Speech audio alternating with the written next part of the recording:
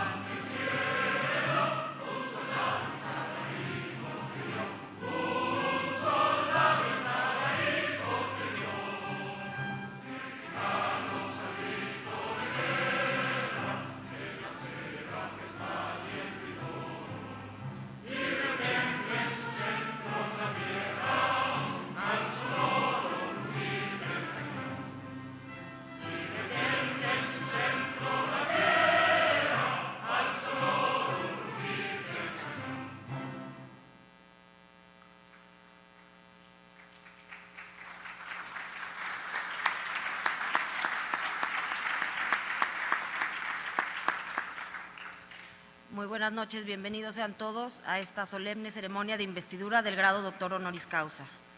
Nos acompaña en esta ceremonia el doctor Alberto Bayer, presidente de la Junta de Gobierno del ITAM, los miembros de la Junta de Gobierno, arriba a su derecha está el rector, el doctor Arturo Fernández, los miembros de la Junta de Coordinación Académica del Instituto, arriba a su izquierda, y los doctorandos, en orden alfabético, de izquierda a derecha, el señor Plácido Arango, el doctor Arnold Harberger, el licenciado Miguel Mancera y el doctor David Rockefeller. También nos honra con su presencia el presidente de México, Miguel de la Madrid, el secretario de Hacienda, Francisco Gil Díaz, y sus distinguidas esposas.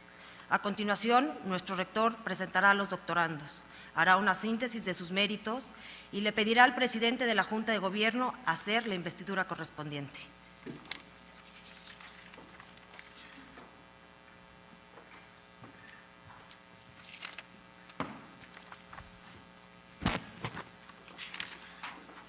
Muy buenas noches.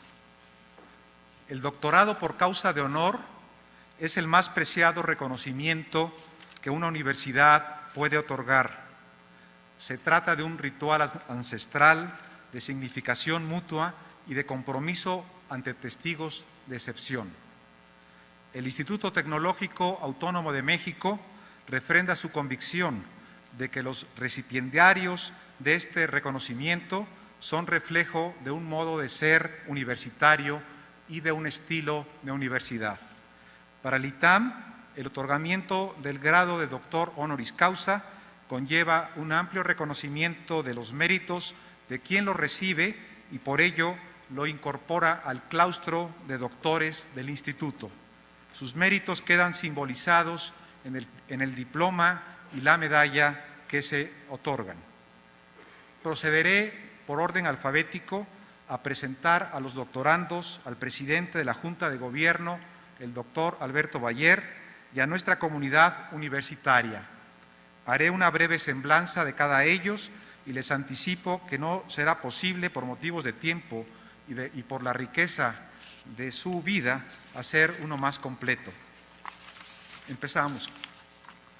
Por iniciativa de la Junta de Coordinación Académica y con la aprobación unánime de la Junta de Gobierno, el pasado 22 de febrero de 2006, esta institución considera a don Plácido Arango como digno de recibir el grado de doctor honoris causa del Instituto Tecnológico Autónomo de México, de acuerdo a lo estipulado por el reglamento respectivo. Nacido en Tampico, don Plácido Arango estudió la licenciatura en Economía en el Instituto Tecnológico Autónomo de México y fue miembro de la Junta de Gobierno del ITAM de 1957 a 1969. En esos años de fructífero diseño institucional, participó activamente en el desarrollo del instituto. Su talento y su habilidad empresarial se manifestaron en la cofundación del Grupo Aurrerá, posteriormente Grupo Cifra, pionero en el desarrollo de tiendas de autoservicio en México.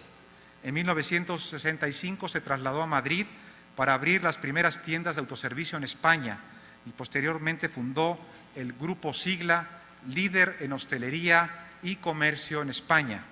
Asimismo, don Plácido Arango ha sido un gran promotor de la cultura y de las artes. Presidió la Fundación Príncipe de Asturias de 1987 a 1996.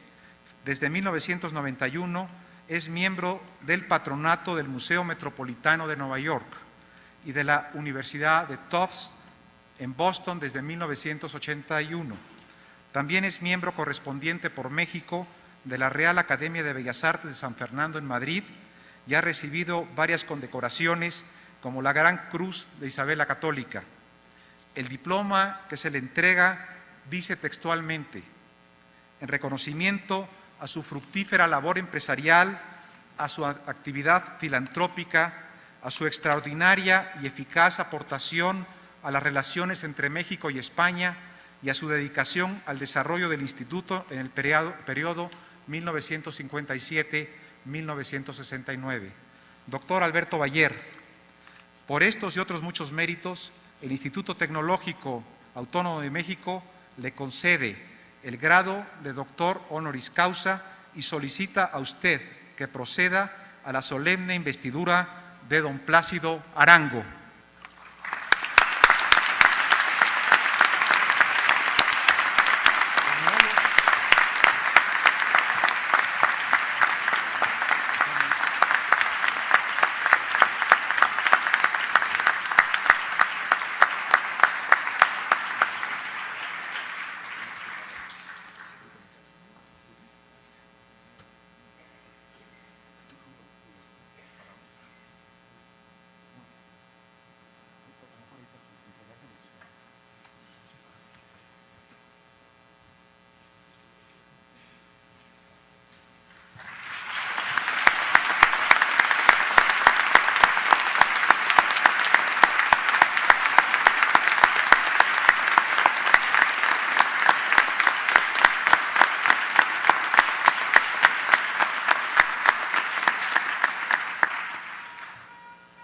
Le solicitamos al doctor Plácido Arango que nos ofrezca un mensaje.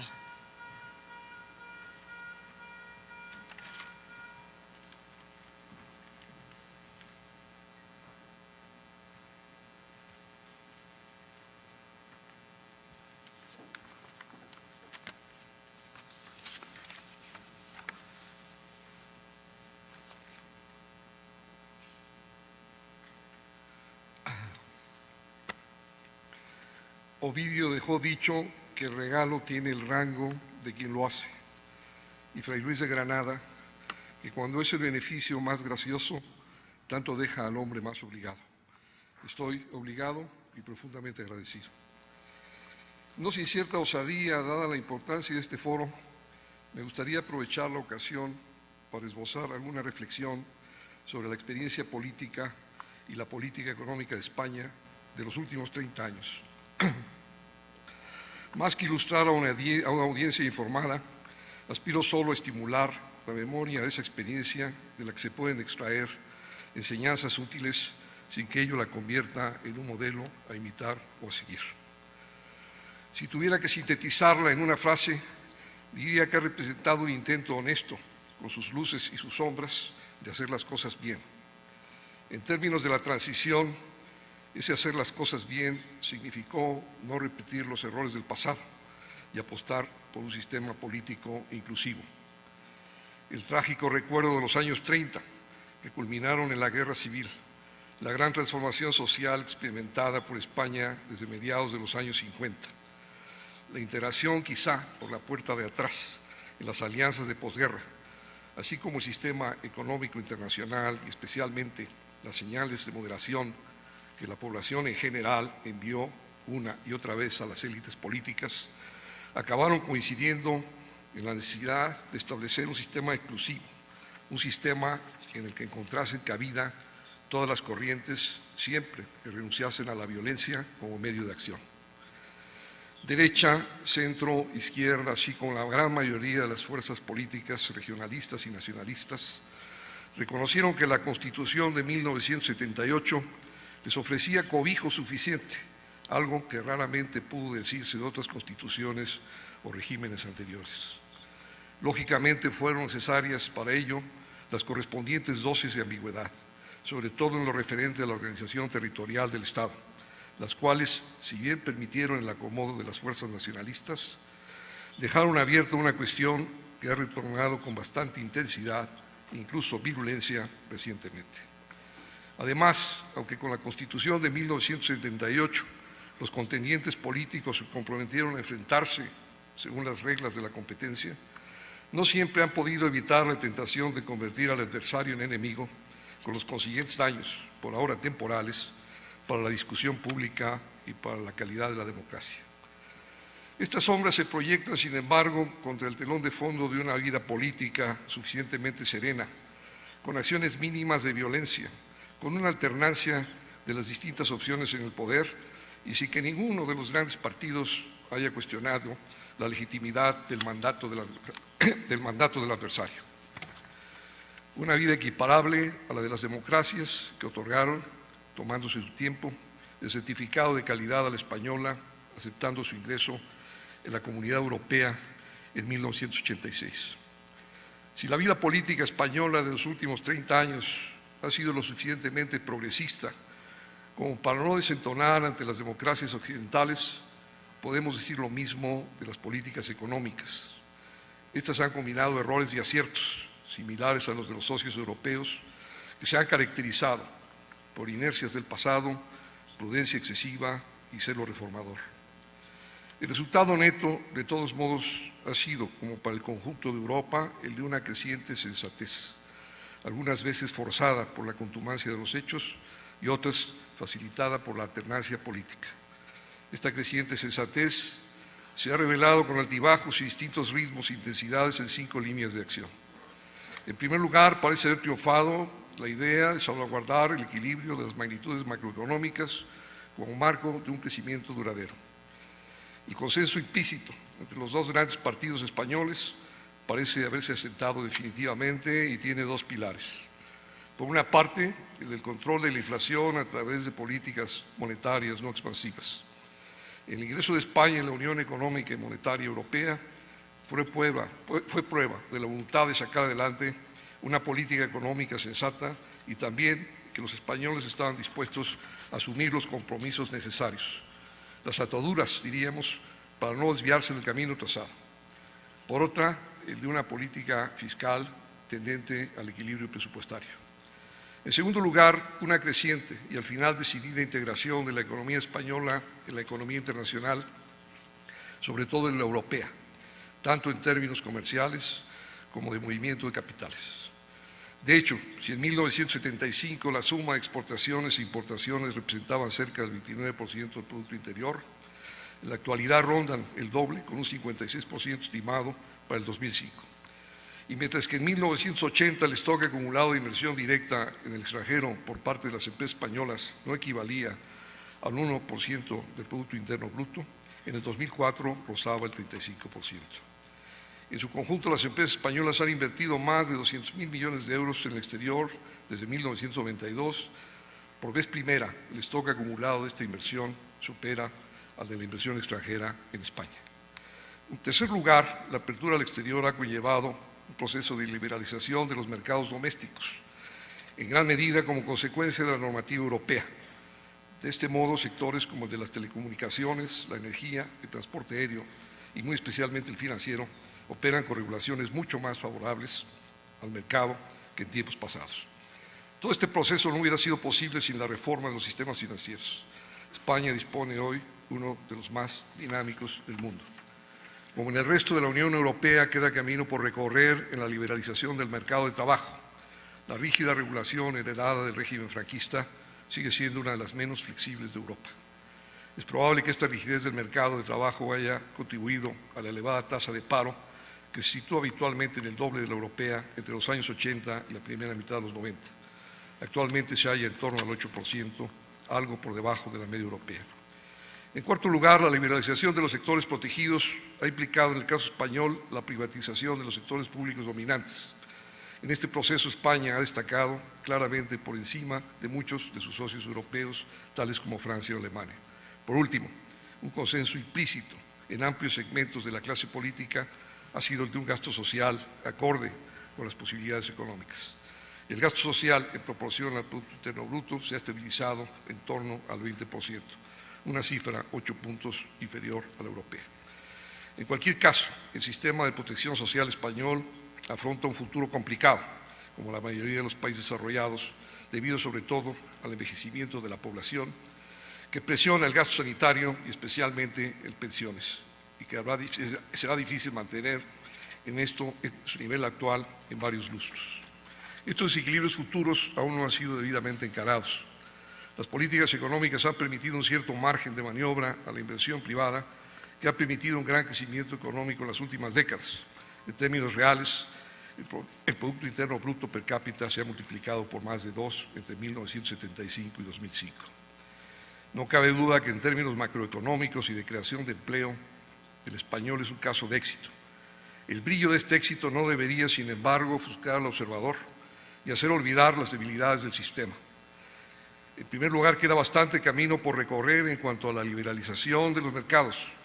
Comparativamente hablando, en el último informe de Doing Business del Banco Mundial, España ocupaba el puesto 39 de 175 países según la facilidad para hacer negocios en ellos.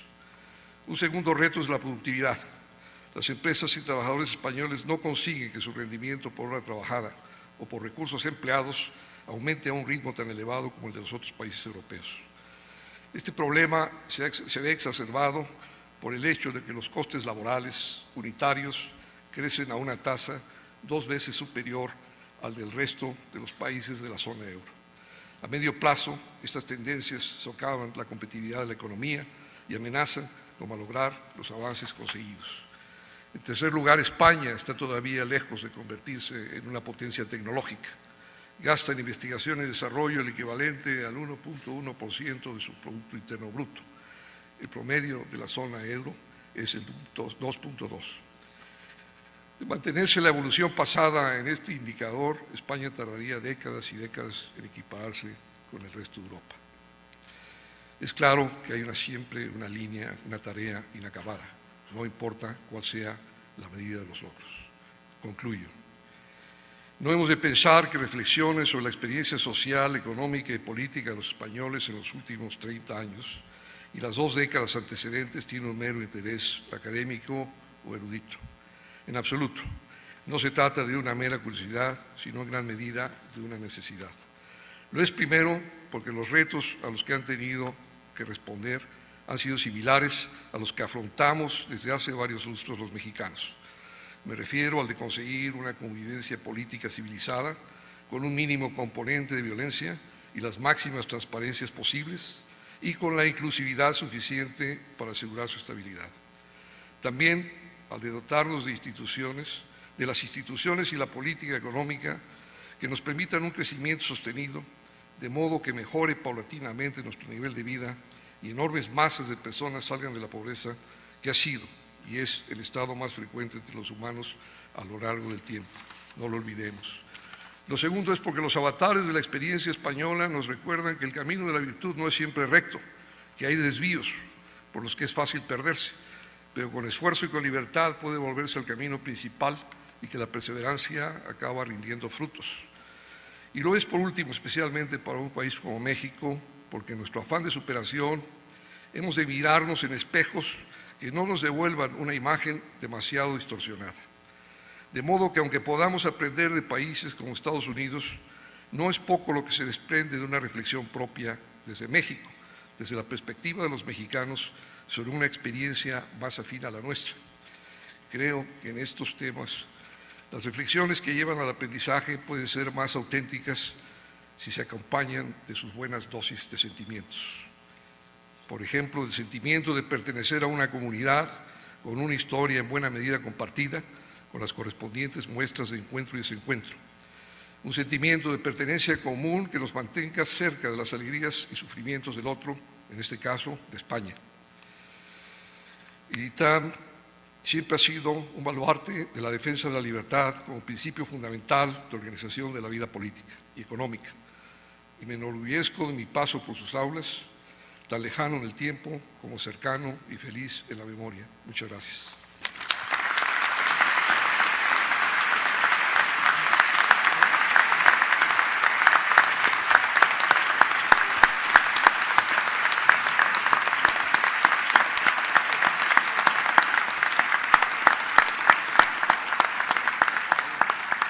Gracias, doctor Arango, muchas felicidades.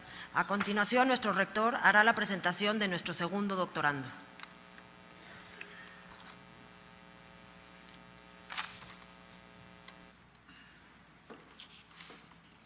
Por iniciativa de la Junta de Coordinación Académica y con la aprobación unánime de la Junta de Gobierno del ITAM, el pasado 22 de febrero de 2006, esta institución considera al profesor Arnold Harberger como digno de recibir el grado de doctor honoris causa del Instituto Tecnológico Autónomo de México, de acuerdo a lo estipulado en el reglamento respectivo.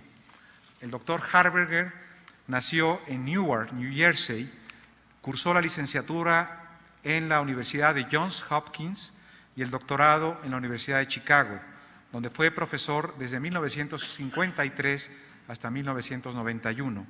Esta institución le concedió dos nombramientos honoríficos, el de profesor distinguido Gustavus and Anne Sweet y el de profesor emérito. Actualmente es profesor de la Universidad de California en Los Ángeles. Ha sido profesor también en Johns Hopkins, MIT, Harvard, Princeton, París y Moscú. El profesor Harberger ha recibido múltiples distinciones, entre las que destaca su nombramiento como miembro de la Academia Nacional de Ciencias de los Estados Unidos.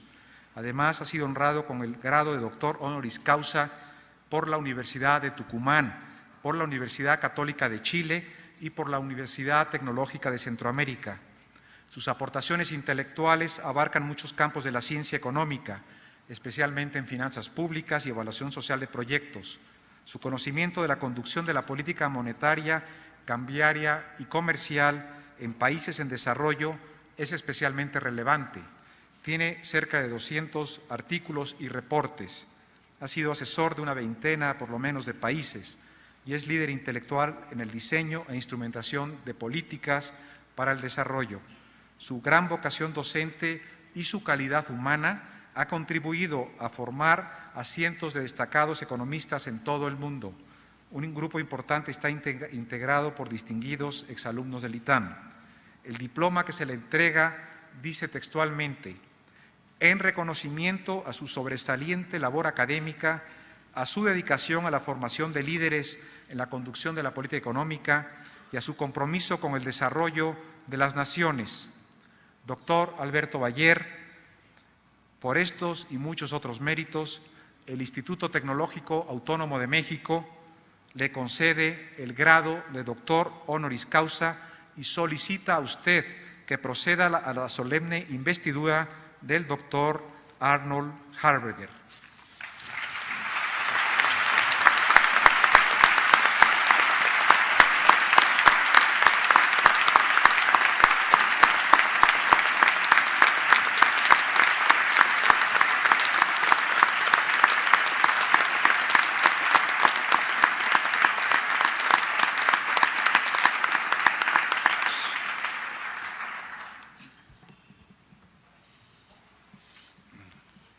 Pues siempre muy agradecido al Instituto Tecnológico Autónomo de México por el gran honor que me confieren este día.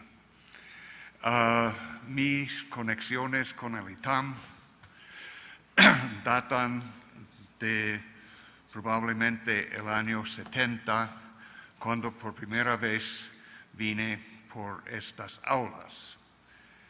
Y en esta ocasión, en esa fecha, ITAM era ya una facultad de economía de primera fila aquí en México. En el periodo después, ITAM se ha fortalecido mucho en el campo económico, ha crecido en todas las dimensiones, número de alumnos, número de profesores, calificaciones de los profesores, calificaciones de los exalumnos, contribuciones de ellos, tanto a la literatura económica como a la conducción de política económica en este país. Pues, de todas maneras, el grupo de economía de esta institución ha llegado a tener una reputación mundial en el campo económico.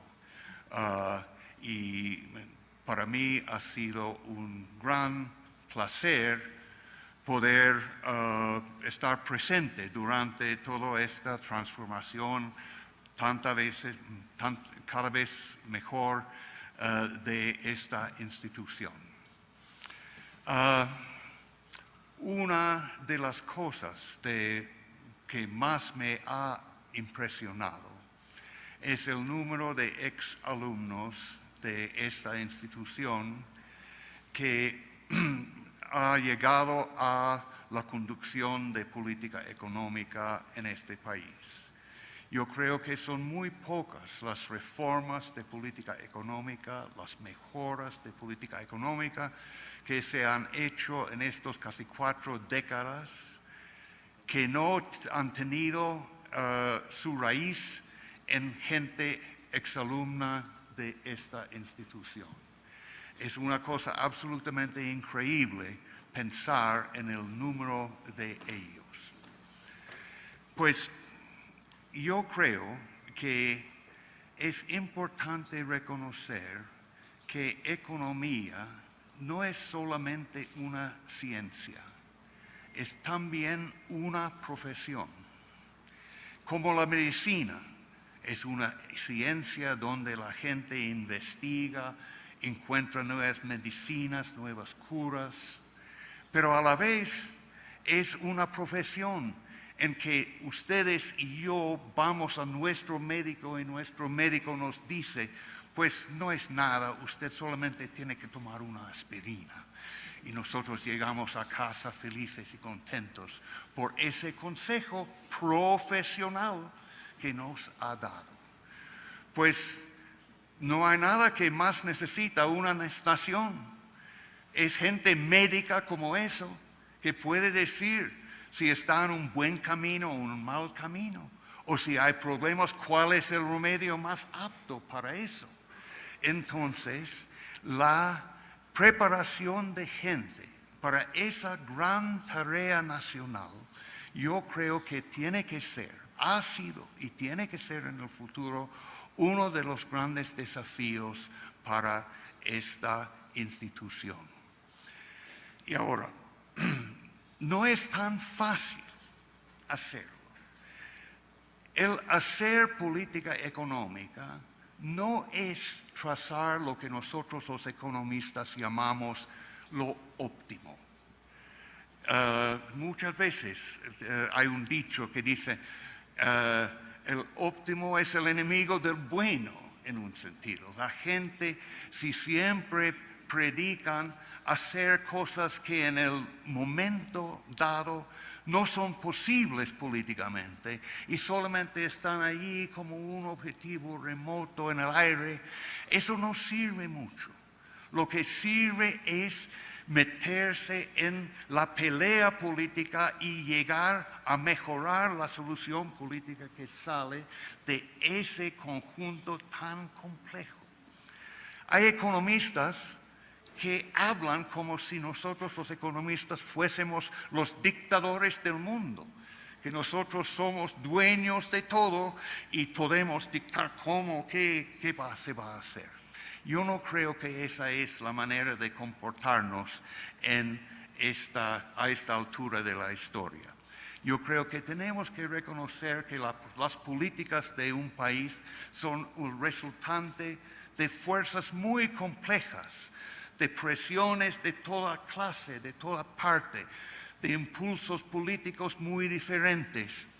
Entonces, pero yo creo que en estas mesas redondas donde todas las voces se escuchan, alguna voz tiene que representar la profesión de economistas y lo que nosotros podemos contribuir al futuro de nuestra sociedad. Pues yo creo que nuestra profesión de economistas debe estar capaz de realmente representar bien lo que nosotros tenemos que decir acerca de la mejora de la política económica y mejorar el futuro económico del país. Entonces, para enseñar eso no es la pura teoría económica, es una cosa bastante compleja. Y yo digo así, que como resultante de todas esas fuerzas, lo que sale nunca va a ser un óptimo del puro punto de vista económico. Va a ser un segundo mejor, tercer mejor, cuarto mejor, décimo mejor. Algo bastante por debajo de lo que nosotros idealmente idearíamos. Pero lo que nosotros tenemos que aprender es cómo decir que esto, que no está perfecto ni por lejos, está mucho mejor que aquello que tampoco está muy bueno ni por lejos. Hay que elegir entre alternativas muy subóptimas. Y esa capacidad de hacer eso es todo una subdisciplina económica. Yo creo que en el pasado el ITAM ha tenido bastante éxito en transmitir las capacidades para hacer eso. Yo creo que para el futuro el mismo ITAM debe tomar como un gran desafío el mantener esa tradición que ha sido tan fructífero para este país. Muchas gracias.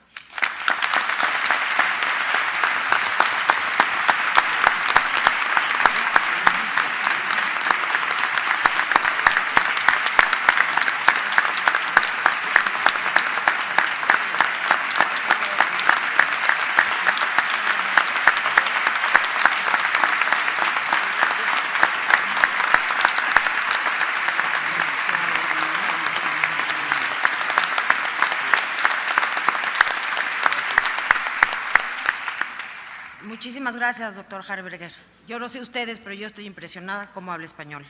Ahora le vamos a pedir al rector que nos presente a nuestro tercer doctorando.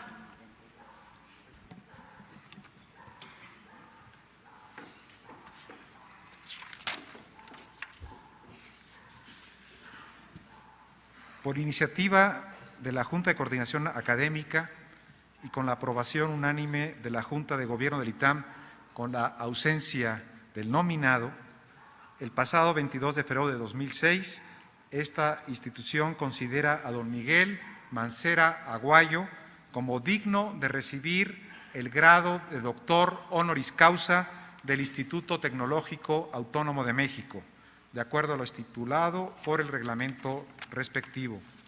Don Miguel Mancera nació en la Ciudad de México, estudió la licenciatura en Economía en el Instituto Tecnológico Autónomo de México y la maestría en la Universidad de Yale. Ha sido miembro de la Junta de Gobierno del ITAM desde 1957, donde ha hecho contribuciones valiosas en la conducción del instituto. Su actividad profesional se concentró en el Banco de México, institución de la que fue director general y gobernador. Su carrera en el servicio público es ejemplar. Con diligencia, discreción y honestidad, siempre se condujo por el interés de servir a México. Miguel Mancera jugó un papel preponderante en la autonomía del Banco de México, aportación trascendente para fortalecer a las instituciones económicas de México y para preservar la estabilidad. Su actividad filantrópica es muy destacada. Estableció un fondo de becas para la ayuda de la manutención de estudiantes de la licenciatura en Economía, con necesidad económica, con una aportación personal significativa. Es consejero y miembro de la Junta de Gobierno de innumerables asociaciones de asistencia social y de promoción de la cultura, las artes y el medio ambiente. Ha recibido valiosas condecoraciones y premios, como el de Gran Oficial de la Orden de Río Branco, que le concedió el Gobierno de Brasil, el de Oficial de la Orden de la Legión de Honor del Gobierno de Francia, el Premio de Economía Rey Juan Carlos por la Fundación Selma de Prieto de Madrid y la presea Ciudad de México, recibida en el año 1993. El diploma que se le entrega esta noche dice textualmente: en reconocimiento a su brillante desempeño como funcionario público en beneficio de los intereses de México, a su dedicación al desarrollo del Instituto a lo largo de 50 años y a su generoso apoyo al Fondo de Becas. Doctor Alberto Bayer, por estos y otros muchos méritos, el Instituto Tecnológico Autónomo de México le concede el grado de doctor honoris causa y solicita a usted que proceda a la solemne investidura de don Miguel Mancera Aguayo.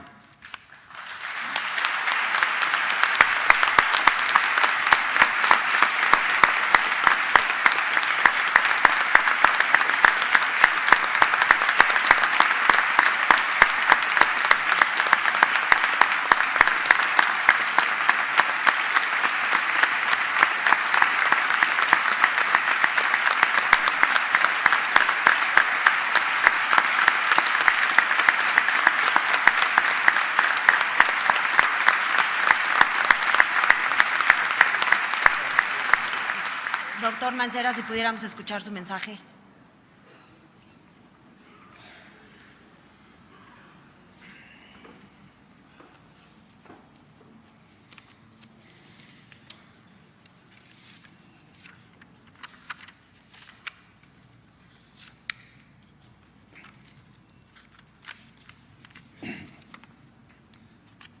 Compartir pensamientos en materia política suele ser provechoso, y de manera particular en tiempos como el presente. Por ello, mi deseo de hacerlo con ustedes en esta ocasión. Sin embargo, quisiera primero expresar mi profundo agradecimiento a los colegas de la Junta de Gobierno del Instituto Tecnológico Autónomo de México por haber resuelto en mi ausencia conferirme el grado de doctor honoris causa de esta querida casa de estudios. Esta es una distinción que acepto con particular complacencia por venir de una institución que ha logrado enorme prestigio y que para mí tiene una significación especial. Se trata de mi alma mater y de la universidad en la que he trabajado de una u otra forma durante más de medio siglo. Muchos cambios han ocurrido en México a lo largo de ese transcurso, pero es difícil pensar en algún ámbito de la vida nacional que durante la última década haya superado al de la política por cuanto a la magnitud y trascendencia de su transformación. La política ha despertado en nuestro país un interés inusitado. Para mis contemporáneos, la intensidad de ese interés resulta, o más bien dicho, resultaba hasta hace poco, un fenómeno un tanto extraño. Desde los años de la adolescencia y durante muchos más, los de mi generación desempeñábamos nuestros quehaceres en un ambiente muy distinto del que priva en la actualidad. En aquel entonces parecía aplicarse, paradójicamente por los gobiernos llamados revolucionarios, la máxima de don Porfirio Díaz: poca política y mucha administración. Se comprende que aquel estado de cosas tuviera que cambiar. La situación, a pesar de sus ventajas, se fue haciendo insostenible. Estaba asociada a la existencia de gobiernos que poco tenían de democráticos, aunque justo es decirlo, una buena parte de ellos actuaron con prudencia y en lo general con respeto a la sociedad. Otros no tuvieron esas virtudes. Por ello, tarde o temprano, habrían de sobrevenir periodos muy difíciles que despertaron en la población un interés creciente por la política. Buscar fórmulas para hacer efectiva la democracia se vio entonces como una tarea inaplazable. Por medio de la democracia se esperaba, con razón, contener los abusos del poder y a la vez aumentar la probabilidad de que se adoptaran programas gubernamentales de mejor calidad. En consecuencia, una deseable y necesaria evolución política ha tenido lugar. Sus frutos no han sido escasos ni tampoco insignificantes. Sin embargo, están lejos de ser plenamente satisfactorios, pues los cambios ocurridos no se han traducido en la mejor conducción del país en aspectos medulares como la seguridad y el crecimiento económico. Diversos factores explican la falta de resultados más satisfactorios, pero uno en particular no debe pasarnos inadvertido: la deficiente calidad de la actividad política. Los beneficios que trae consigo la actividad política parecen guardar una elevada correlación positiva con su calidad, pero posiblemente negativa con su cantidad cuando se da en exceso. Ahora bien, la calidad depende crucialmente de que los dirigentes de la sociedad, incluyo no solo a quienes ocupan cargos de gobierno, sino también a los líderes del ámbito privado, posean o desarrollen una habilidad muy importante. ¿Cuál es esa habilidad? El genial estadista español Felipe González, en una entrevista que le hiciera el periodista argentino Andrés Oppenheimer, hace algunos señalamientos interesantes al respecto. Recordaba que al plantearse la adhesión de España a la entonces Comunidad Económica Europea, no solo los políticos, sino los empresarios españoles veían la integración a la comunidad con miedo. Creían que el proyecto traería consigo medidas de ajuste muy duras, así como la pérdida de la identidad nacional y el peligro de ser anexados a los países más poderosos. Al referirse a esa encrucijada y a su desenlace, González expresó estas palabras: no es que primero hubo un consenso social a favor de la integración europea y luego los líderes tomaron la decisión de implementar esa decisión. Más bien fue lo contrario. La adhesión de España a la Comunidad Económica Europea se dio más por el liderazgo político que por el apoyo social. Agregó luego: yo tenía claro el temor a la integración y lideré el debate. La única manera de impulsar la modernización de España era ejercer ese liderazgo y gobernar por encima del partido en el gobierno. Yo me comunicaba con mi partido a través de la sociedad y no con la sociedad a través del partido. El partido estaba sobrecargado ideológicamente desde la dictadura y aceptaba mal el lenguaje y el contenido de lo que yo ofrecía. Pero una de las cosas que me he constatado es que las llamadas políticas impopulares suelen ser las más populares que uno adopta. De lo expresado por el destacado político español, no debe inferirse que un liderazgo fructífero puede ejercerse sin más requisito que el de comunicarse directamente con la sociedad. Para que el liderazgo resulte benéfico, se necesita más. Durante el episodio referido, González se comunicó directamente con la gente, pero adviértase, de ninguna manera para llevar a cabo lo que el pueblo quería en un principio. Utilizó la comunicación directa para persuadirlo de que sería en su provecho cambiar de opinión. He ahí la gran diferencia entre el estadista y el demagogo. El estadista toma el camino más difícil a la corta, pero el único exitoso a la larga.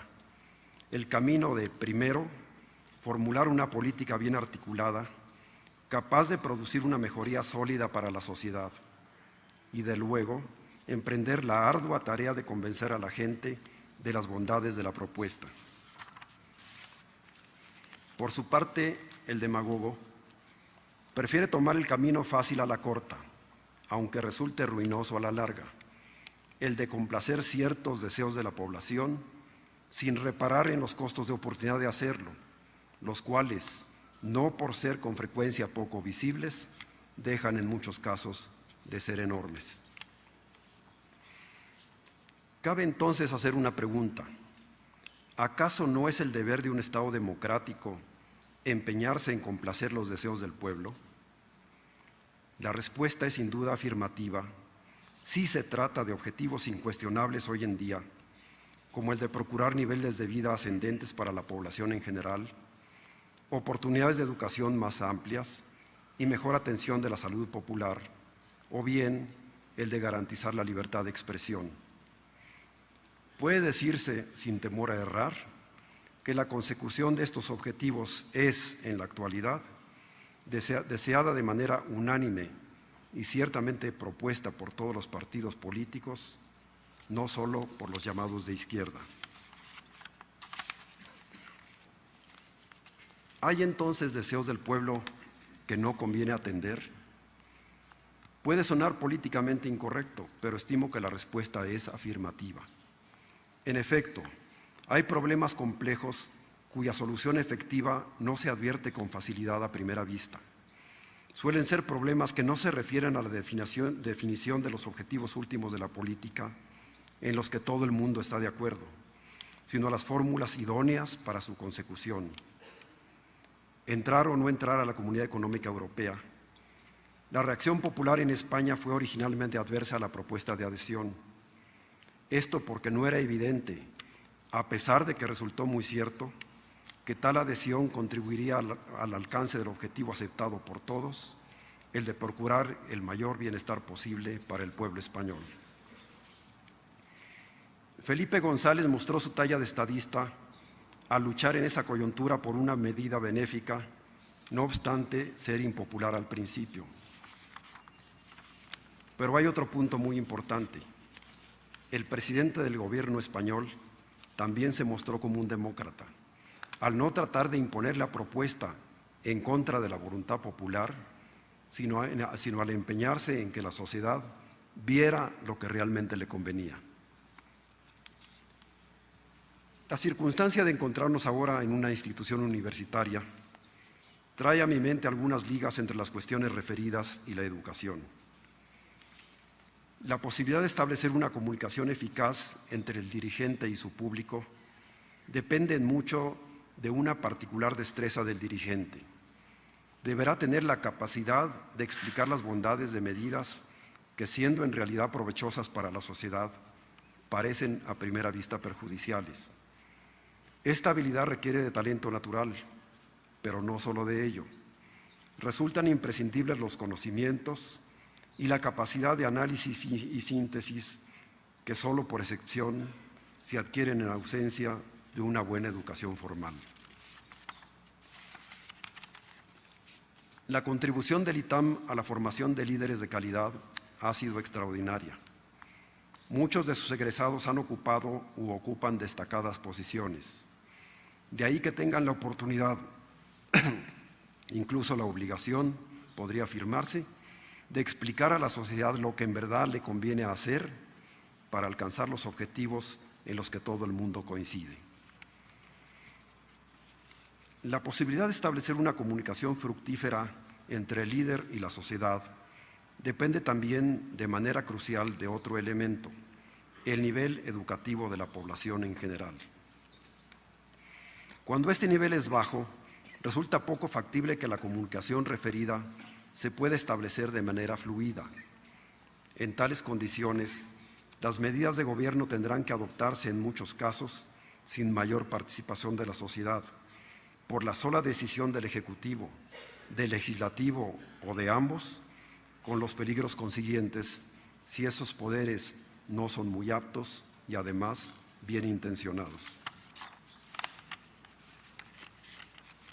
La insuficiencia en el nivel educativo de la sociedad es también causa de dificultades para alcanzar estadios elevados del desarrollo democrático. Considérese, por ejemplo, la utilización del referéndum o del plebiscito. No obstante ser instrumentos democráticos por excelencia, exponen a riesgos significativos de no ser la sociedad capaz de advertir con claridad lo que obtiene y lo que sacrifica según la opción que escoja. Todo ello me hace pensar que, de no bastar otras razones, las del orden democrático devienen abrumadoras para procurar por todos los medios posibles elevar el nivel educativo de la población. Para un sistema dictatorial, un alto nivel educativo del pueblo puede ser un estorbo. Para un gobierno autoritario pero ilustrado, el ascenso de la educación popular es un objetivo a lograr. Sin embargo, nunca será en vano reiterarlo, para el buen desempeño de la democracia, la existencia de una educación popular de calidad resulta no solo deseable, sino indispensable. Gracias.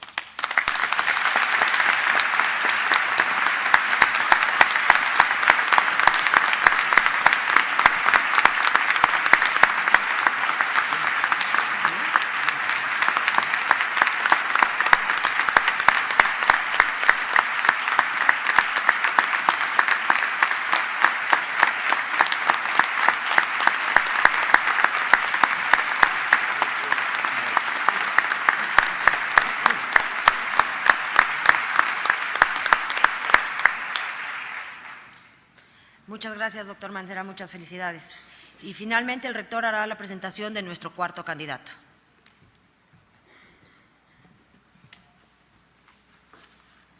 Por iniciativa de la Junta de Coordinación Académica y con la aprobación unánime de la Junta de Gobierno del ITAM, el pasado 22 de febrero de 2006, esta institución considera al señor David Rockefeller como digno de recibir el grado de doctor honoris causa del Instituto Tecnológico Autónomo de México, de acuerdo a lo estipulado en el reglamento respectivo. El señor David Rockefeller nació en la ciudad de Nueva York en 1915.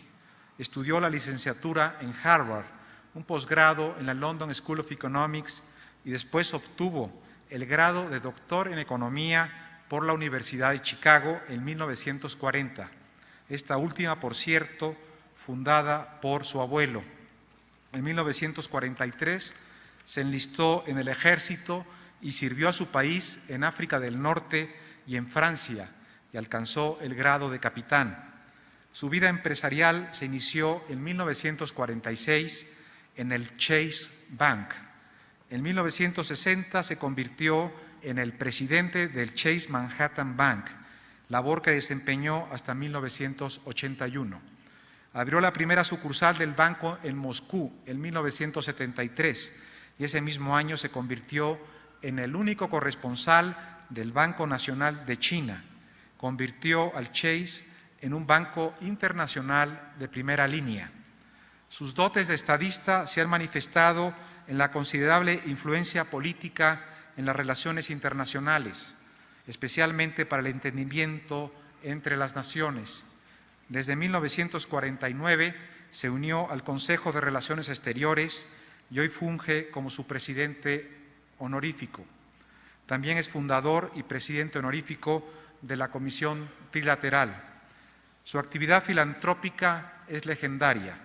Es miembro fundador del Global Philanthropic Circle, miembro del patronato de la Universidad de Chicago, de la Universidad Rockefeller, del Carnegie Endowment for International Peace, de la Biblioteca John F. Kennedy y presidente emérito del Museo de Arte Moderno de Nueva York, entre otras muchas instituciones.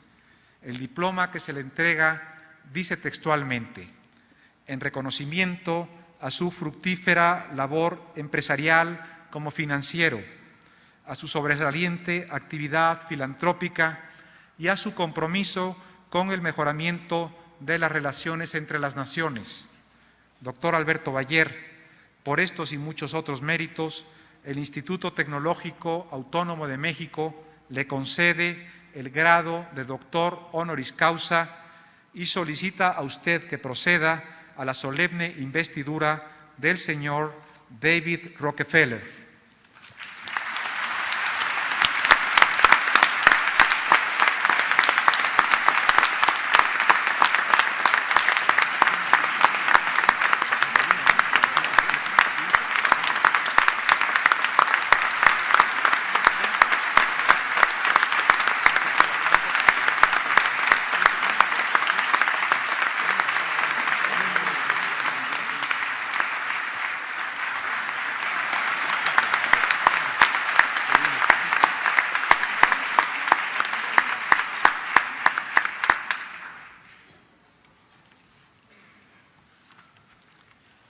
Thank you, Rector Fernandez-Perez, so very much for your gracious introduction and for inviting me to be here this evening and to receive this wonderful decoration from the Instituto Tecnológico Autónomo de Mexico. I feel very honored to be here. I give my special thanks also to my old friend Alberto Balleres, the President of the Board of Governors, as well as to Rector Fernando Perez and other members of ETEM's Board of Governors and faculty and students for conferring on me this wonderful degree. My congratulations also to my fellow honorees, Placido Arango, Miguel Mancera, Arnold Harberger, and Professor Harberger. I particularly want to mention my relationship with him because we share another degree from the University of Chicago. You may not find it surprising to learn that I received my degree a few years earlier than Professor Harberger. As many of you know, the Rockefeller family has long had a meaningful relationship with Mexico. My mother, Abby Aldrich Rockefeller, collected Mexican art and was an early admirer of your great muralists, Rivera, Siqueiros, and Orozco. My brother Nelson traveled extensively during World War II when he was coordinator of Inter-American Relations and then Assistant Secretary of State. One of his proudest achievements was helping to negotiate in 1945 the Act of Chapultepec, which brought the Western Hemisphere republics into the United Nations system. The Rockefeller Foundation, which was founded by my grandfather, John D. Rockefeller, initiated its work in plant genetics here in Mexico in the early 1940s at the request of the Mexican government. The fundamental scientific discoveries made jointly by American and Mexican scientists became the basis for the worldwide green revolution in agriculture that has transformed the world in so many ways and alleviated hunger in so many countries. My nephew, Rodman Rockefeller, Nelson's oldest son, and a friend of many of you, was also a steadfast friend of Mexico and a strong supporter of the economic reforms that began slightly more than 20 years ago. Rodman, who sadly died a few years ago, was a proud recipient of the Order of Aztec Eagle. Probably the most important member of my family to mention here this evening in this audience is my dear daughter, Peggy Delaney, who many of you know, and who, as much as any member of our family ever, has contributed, I believe, to better understanding between our country and so many other nations of the world. She founded a wonderful organization called Synergos, which some of you may know of, which is doing work all over the world to alleviate poverty, to help people in trouble, and to make the world a better place to live in. And so, Peggy, I'm so honored and pleased that you're here this evening to share with me this honor, which means so much to me. My wife, Peggy, and I...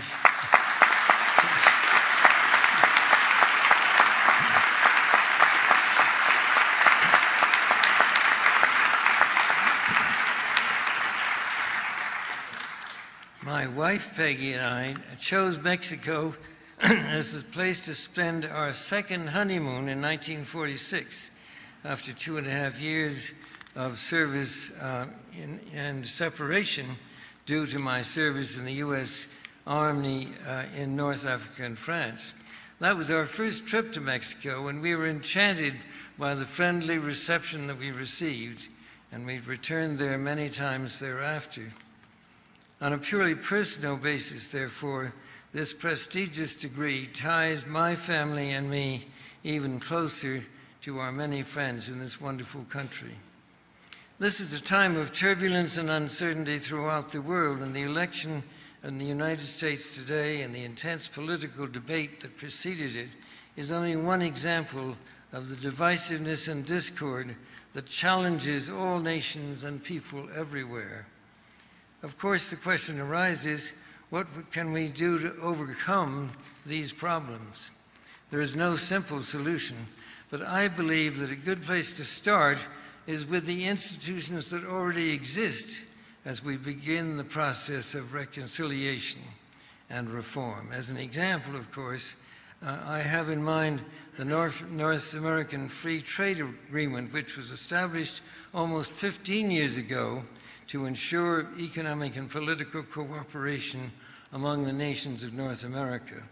While the full promise of NAFTA has yet to be achieved, the treaty can still serve as the framework upon which we can build.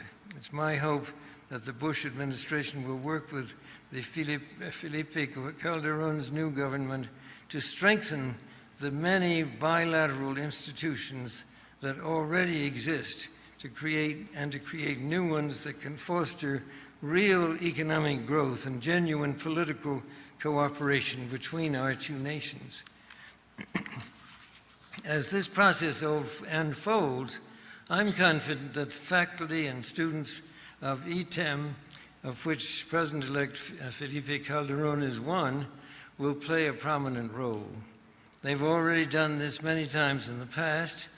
This was a role envisioned by Raúl Balleras 60 years ago when he helped to create this institution, and his son Alberto continues to nurture. Congratulations to you, sir. You've done such a wonderful job, and I think all of us here appreciate the wonderful work of the Balleras family in this direction. My own father, John D. Rockefeller Jr., believed in the power of education to transform the world, as I do as well.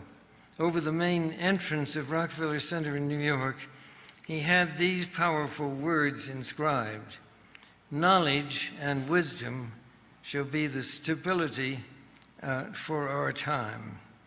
That phrase from the book of Isaiah provides us with a point from which we can begin to resolve the interrelated dilemmas that the world is confronted with today. So today, ETEM ranked among the great educational institutions of the world, and we must allow the leaders that this school produces to help us manage wisely the many difficulties that surround us. I believe that this will happen. The consequences of failing, however, and failing to act are too dire to even contemplate. So with these few remarks, let me thank you again for being with me this evening, for giving me this opportunity, and I'm most appreciative.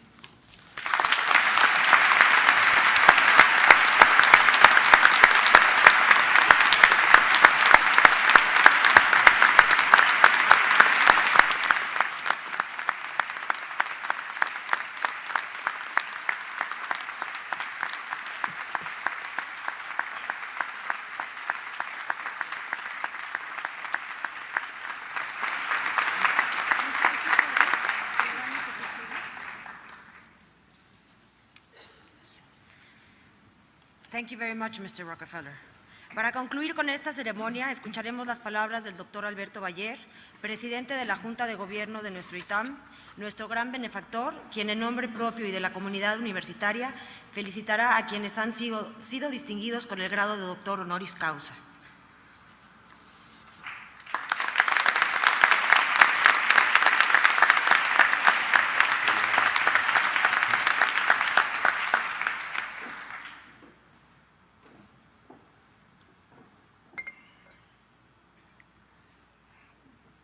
Traigo la boca seca y ando muy nervioso, porque después de oír a todas estas lumbreras, la verdad que qué difícil poder dirigir unas palabras después de escuchar estos discursos tan enriquecedores, tan llenos de sabiduría por nuestros recién doctores.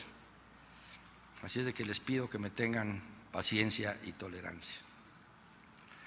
Estimados doctores, señores miembros de la Junta de Gobierno, profesores, estudiantes, exalumnos e invitados especiales, amigos todos. Decía el escritor británico Lewis Carroll que uno puede llegar a cualquier parte siempre que camine lo suficiente. En esta ocasión, estamos reunidos para honrar y celebrar a 4 destacados hombres que han andado con la mirada de frente, recorriendo largos caminos que los han llevado a emprender grandes acciones útiles para la sociedad y necesarias para el progreso y la prosperidad. El otorgamiento del doctorado honoris causa no es la celebración de un tránsito, sino el coronamiento de una meta alcanzada. No es un rito de iniciación, sino la recompensa por una labor fructífera. El ITAM, a través de la Junta de Gobierno que me honro en presidir, ha decidido conferir a Plácido Arango, a Arnold Harberger, a Miguel Mancera y a David Rockefeller esta alta distinción como reconocimiento a sus invaluables contribuciones a la cultura, al desarrollo social, a la ciencia y a la actividad empresarial, por sus excepcionales méritos profesionales y por su extraordinaria labor de servicio a la comunidad. Todos han sido doctores en virtudes y en modo de vida. Son ejemplos vívidos para los integrantes de nuestra institución que deben encontrar en ellos un modelo a seguir. No quiero ocultar la emoción que me produce encontrarme en esta solemne ceremonia con 2 entrañables amigos, compañeros de juventud y de vida, cómplices de sueños y proyectos, colaboradores incansables, 2 exalumnos del ITAM que ennoblecen en el nombre de nuestra institución con su intachable labor profesional. Me alegra mucho compartir con Plácido Arango y con Miguel Mancera este momento tan significativo para la historia del Instituto y tan emotivo para nuestras historias personales. También quiero agradecer infinitamente a Arnold Harberger y a David Rockefeller que se hayan dignado a aceptar este reconocimiento que les ofrecemos con gran admiración y profundo respeto. Ya el rector nos ha presentado de manera lúcida y certera las semblanzas de nuestros homenajeados. Sin embargo, me gustaría transmitirles una apreciación muy personal de cada uno de ellos, porque a todos me une, de una u otra forma, un lazo de cordialidad y por todos siento una estima particular. Con Plácido Arango mantengo una ya vieja amistad. Estudiamos juntos en esta gran institución, el ITAM. Formamos parte, junto con Miguel Mancera y con Gustavo Petricholi, de una generación de economistas inquietos, decididos a luchar por mejorar las condiciones de nuestro país y dispuestos a defender a nuestra alma mater, en la que creíamos ciegamente. Definitivamente no nos equivocamos en nuestro empeño. Plácido formó parte de la Junta de Gobierno del ITAM y de ese modo contribuyó a construir el proyecto de universidad del que hoy gozamos. Cuando veo a Plácido Arango, inevitablemente me viene un recuerdo agradable. De cualquier tema de la vida que abordamos, siempre aprendo mucho, de su talento y de su sabiduría. Y puedo afirmarles que reconocemos infinidad de temas, de toda índole, desde los muy profundos de la vida hasta los más triviales. Nuestra amistad ha sido probada en distintas épocas y siempre ha salido fortalecida. Plácido le da una dimensión especial a la amistad. En 1965, Plácido llegó a Madrid para abrir los primeros supermercados que se conocían en España, las tiendas Aurrerá. La idea era internacional su negocio de México. Tuvo grandes dificultades, al grado que Aurrerá México decidió retirarse de España. Sin embargo, Plácido no se dio por vencido y siguió en España hasta lograr un gran éxito. Consolidado el negocio, lo vendería a Galerías Preciados para incursionar enseguida en el sector de la hostelería a través de las cafeterías VIPs, y con este esquema de comercio revolucionaría los hábitos del ocio en España. Los proyectos de expansión del Grupo Sigla en España pretenden alcanzar para fines del próximo año más de 400 establecimientos. Me parece fundamental recordar que, como filosofía de la empresa, el Grupo Sigla se ha propuesto apoyar la contratación de inmigrantes, especialmente latinoamericanos, y de otros sectores marginados, como personas con capacidades diferentes. Actualmente, más de la mitad de su planta de empleados pertenece a alguno de estos sectores minoritarios. Asimismo, el grupo ha firmado acuerdos de apoyo con diversas organizaciones humanitarias. El compromiso de servicio comunitario de Plácido Arango nos confirma que se puede ser un gran empresario sin olvidarse nunca del imperativo que todos tenemos con el bienestar social, con la justicia y con la igualdad. Mi amigo Plácido Arango también ha hecho importantes aportaciones al mundo de la cultura. Desde estudiante ha sido un gran amante del arte. Cuenta con una colección de cerca de 300 obras de los siglos XV al XXI, una de las más selectas del mundo. De acuerdo con don Alfonso Pérez Sánchez, director honorario del Museo del Prado, parte de esta colección es un itinerario por la historia de la pintura española al completo, con muy pocas lagunas. Su interés por el mundo de la cultura lo ha llevado a ser miembro de los patronatos del Museo Metropolitano de Nueva York, del Museo de Arte Contemporáneo de Barcelona y en su día también del Museo del Prado, así como miembro de la Real Academia de las Artes de San Fernando en Madrid. Con un profundo apego a la tierra de su padre, Asturias, Plácido Arango presidió la Fundación Príncipe de Asturias de 1987 a 1996. Su gran poder de convocatoria contribuyó a que fueran premiados personajes de la talla de Nelson Mandela o Yasir Arafat, con Isaac Rabin, entre muchos otros. A pesar de su ascendencia española y de radicar en España desde hace muchos años, sigue siendo mexicano y con gran cariño a nuestro país.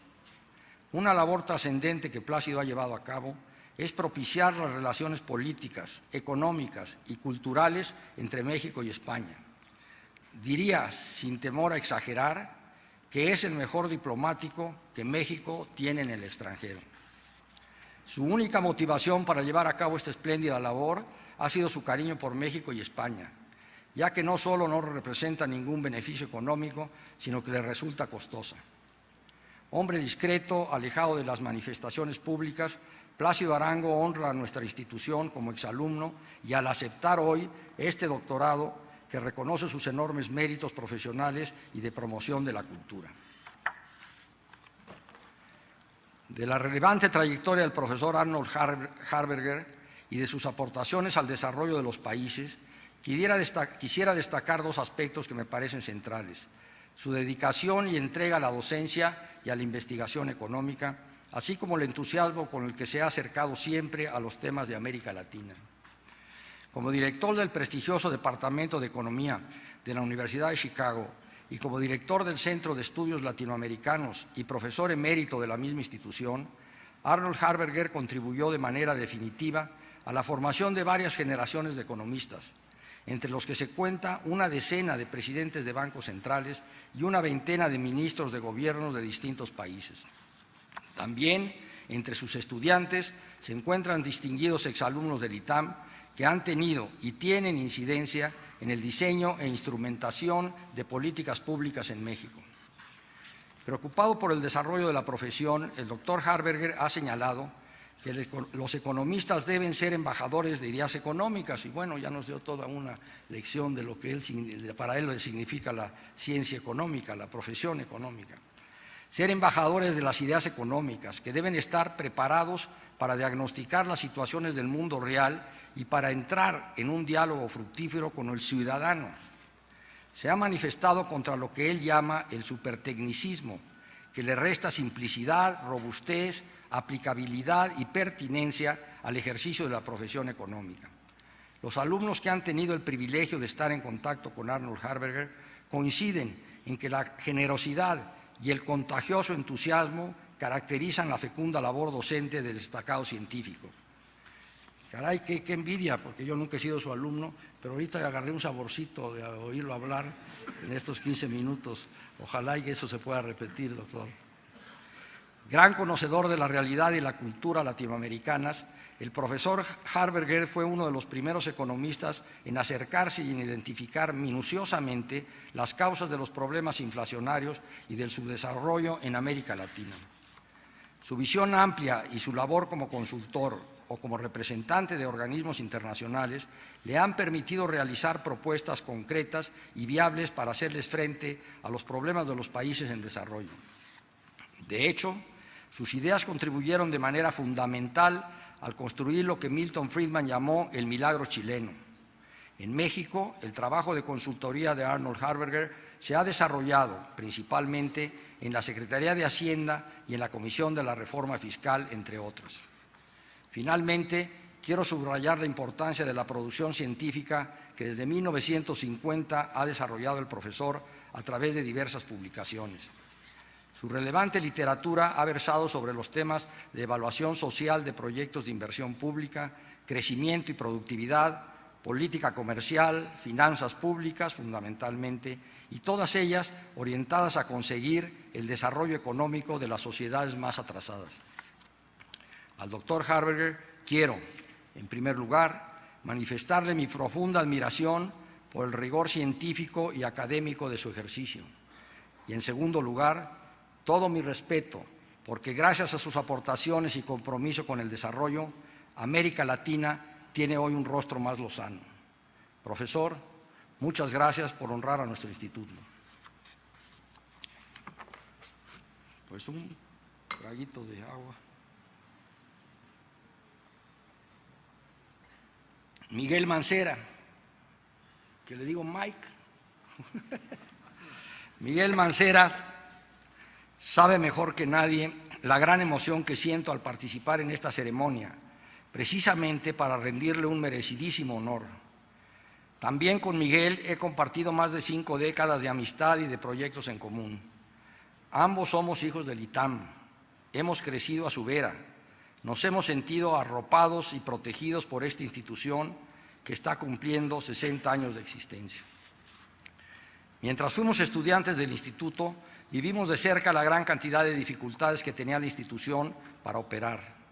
La poca cultura económica de esos años hacía difícil atraer estudiantes y al mismo tiempo era muy costoso mantener a una planta docente del más alto nivel académico, y vaya que teníamos muy buenos maestros.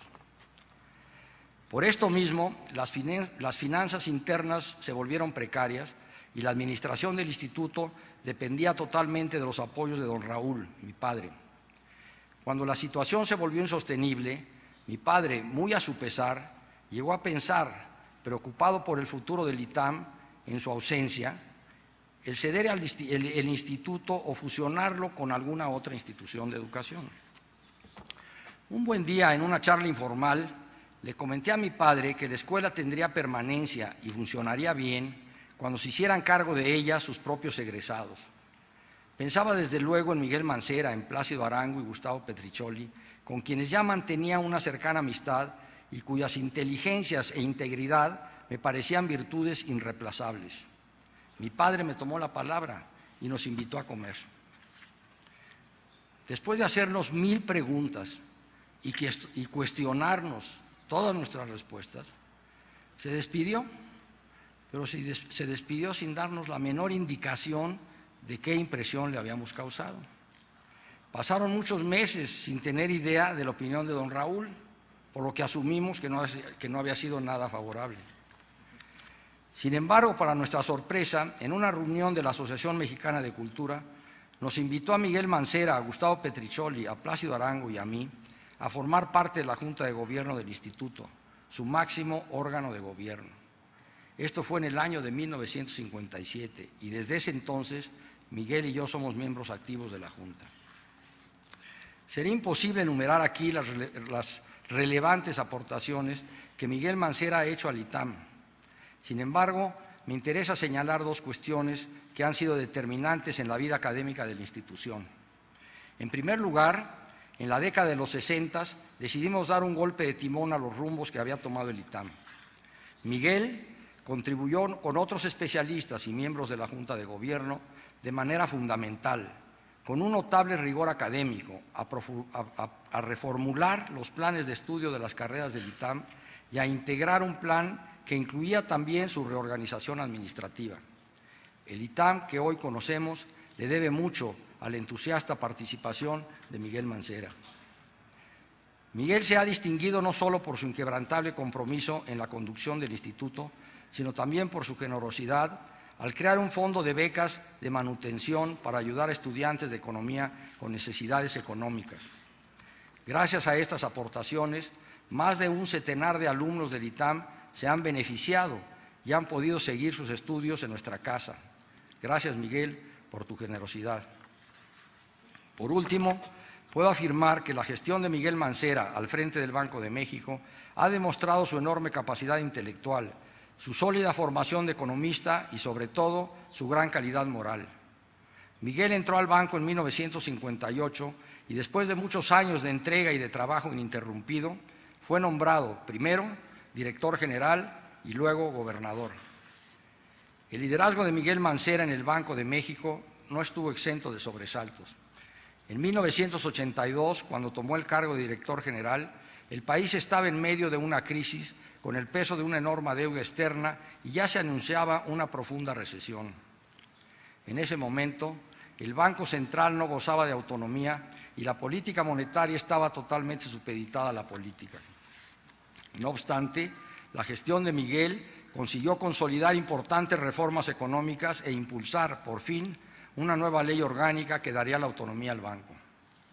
Nadie podrá negar que la dirección del Banco de México, en manos de Miguel Mancera, le permitió a nuestro país recuperar su capacidad de crecimiento económico, así como su estabilidad monetaria y cambiaria. También se consiguió fortalecer el poder adquisitivo de nuestra moneda. Por último, gracias a Miguel Mancera, a su infinito amor por nuestra patria, el Banco de México ganó credibilidad como garante de una política monetaria orientada a la estabilidad. Querido Miguel, en nombre del ITAM te quiero expresar mi profundo agradecimiento porque tu impecable labor profesional ha puesto muy en alto el nombre de nuestro instituto. El ITAM también tiene una enorme deuda contigo por todos los años, por todas estas espléndidas décadas que le has entregado. El doctorado honoris causa que hoy se te otorga es más un honor para el ITAM, que ya te cuenta entre su claustro de doctores. Cuando en 1973 fui invitado por mi querido amigo David Rockefeller a formar parte del Comité Asesor Internacional del Chase Manhattan Bank, acepté con agrado. Por un lado, por la amistad que me unía a él, y por otro lado, porque colaborar con una de las instituciones financieras más importantes del orbe era para mí un gran honor. Quisiera ante todo manifestar mi gran admiración por David Rockefeller, un destacado internacionalista que, con honestidad y convicción, ha marcado de manera definitiva la vida económica y política de su país, los Estados Unidos, y ha influido de forma notable en los rumbos de otras naciones. David Rockefeller ha sido un hombre visionario. Su labor al frente del Chase Manhattan Bank, institución que dirigió a lo largo de 35 años, permitió modernizar su funcionamiento y su estructura de gobierno, así como desarrollar su presencia internacional.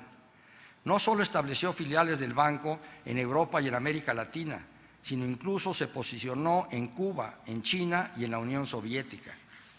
Quizás esto hoy no nos sorprenda, pero en aquel momento David Rockefeller fue el primer banquero de ir a China bajo el régimen de Mao.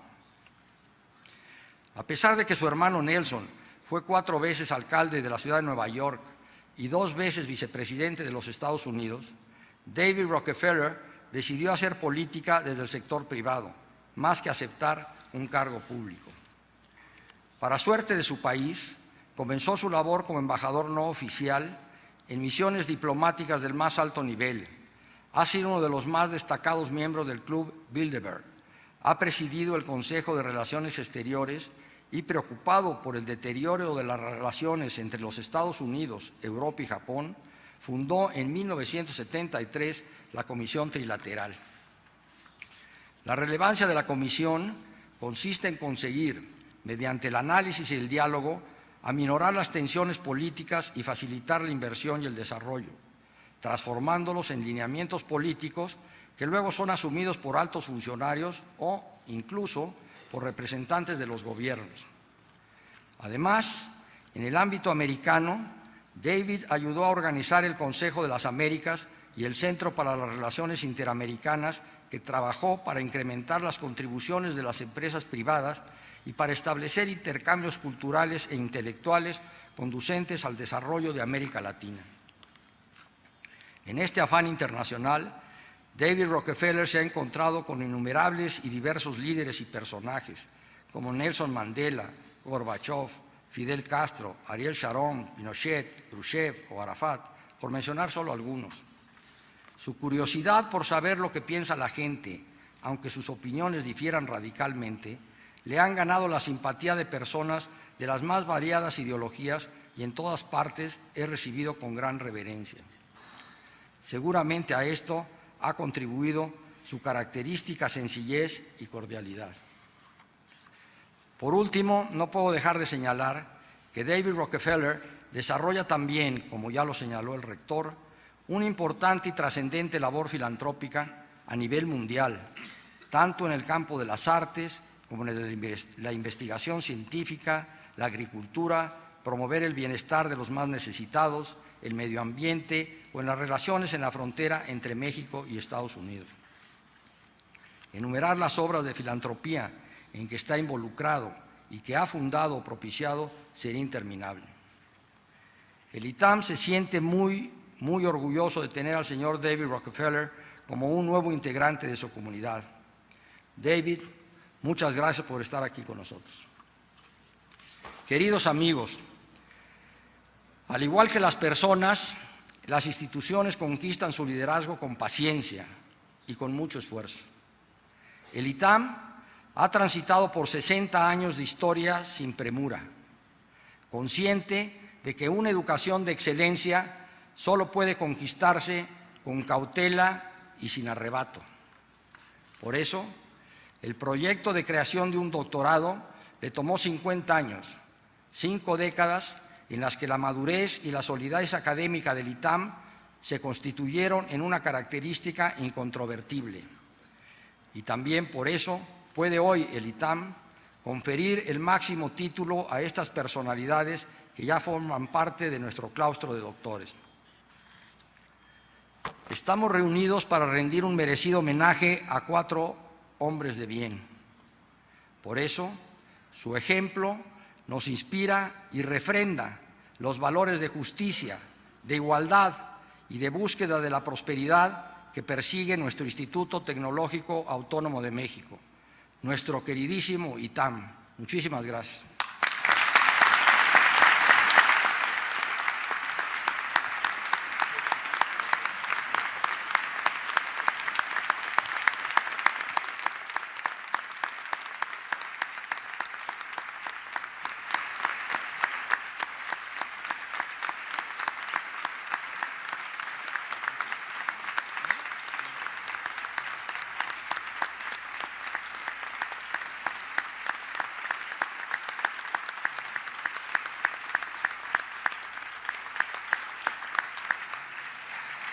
Muchas gracias, doctor Bayer. Nos ponemos de pie para despedir al cortejo.